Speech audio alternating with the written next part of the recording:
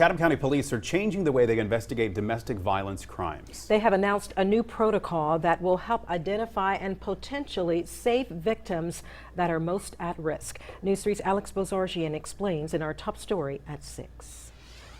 Well, when officers respond to a domestic violence call, they will now ask the victim a series of targeted questions. Now, the victim's answers will help the officer identify if their situation could get worse or turn potentially deadly. Officers know they typically go to some of the same houses over and over and over again.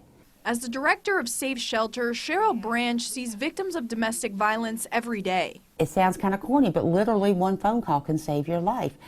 The 4 homicides that we've had year to date in Chatham County, we never heard from those people. But Chatham County Police are hoping if a victim does make that call, they're asking the right questions. That's why they're implementing a new protocol known as the lethality assessment. The questions that are asked, it gets beyond what happened that night.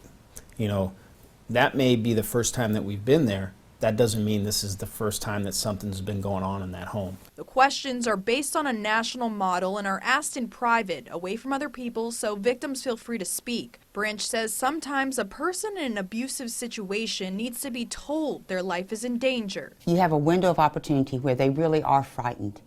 And I think for them to hear that from somebody in a uniform that has seen what's happened, and then the officer can say, "Let me call Safe Shelter for you." They can say no.